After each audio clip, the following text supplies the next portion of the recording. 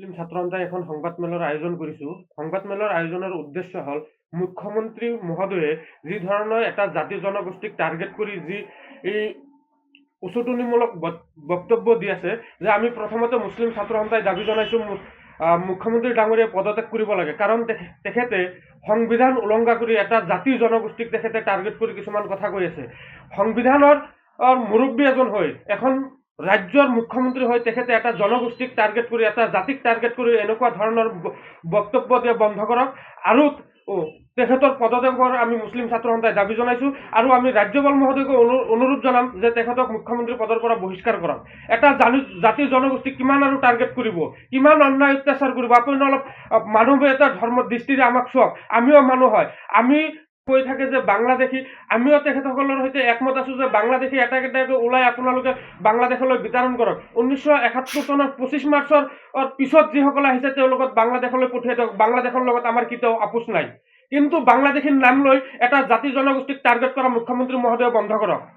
আৰু কৈছে যে মিয়াসকলক মই অত্যাচাৰ কৰিমেই।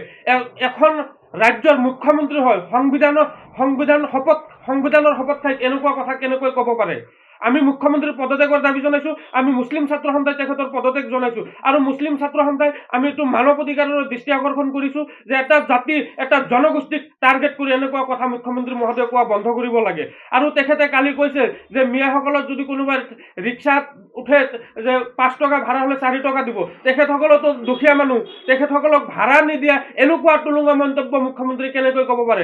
মুখ্যমন্ত্ৰী মহোদয়, আপুনি এটা কথা মনত ৰাখিব, আমাৰ মুছলমানসকলৰ ঠেলাৱালা ৰিক্সাৱালাৰো অসমত বসবাস কৰাৰ যিমান অধিকাৰ আছে আপোনাৰো সিমান অধিকাৰ আছে। গতিকে এই মুছলমানসকলক সদায় টাৰ্গেট কৰি আপুনি যি মন্তব্য কৰি আছে এই মন্তব্য বন্ধ কৰক। আপোনালোকৰ এইখন অসমত যিমান অধিকাৰ আছে বসবাস কৰাৰ, আমাৰ মুছলমান ঠেলাৱালা ৰিক্সাৱালাৰো কিন্তু সমান অধিকাৰ আছে। গতিকে মুখ্যমন্ত্ৰী মহোদয়, আপুনি এনেকুৱা কথা পৰা বিৰত থাকক আৰু আপুনি এটা জাতি জনগোষ্ঠীক এনেকুৱা টাৰ্গেট আপুনি নকৰিব।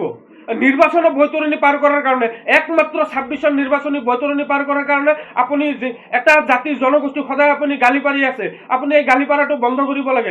মিয়াম যদি অবৈধ বাংলাদেশী হয় তেন্তে আপুনি বাংলাদেশলৈ পঠাই দিয়ক। অসম চুক্তিমতে 1971 চনৰ 25 মাৰ্চৰ পিছত যিসকল আহিছে তেওঁলোকক আপোনালোকে বাংলাদেশলৈ পঠাই দিয়ক। মুছলিম ছাত্ৰ সন্থাৰ পূৰ্ণ সমৰ্থন থাকিব।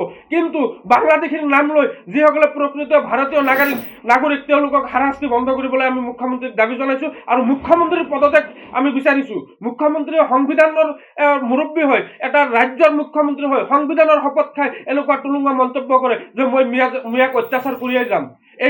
এনেকুৱা মন্তব্য বন্ধ কৰিব লাগে আৰু ৰাজ্যপাল মহোদয়ক আমি অনুৰোধ জনাইছোঁ তেখেতক মুখ্যমন্ত্ৰী পদৰ পৰা বহিষ্কাৰ কৰিব লাগে সংবিধানৰ উলংঘা কৰাৰ কাৰণে।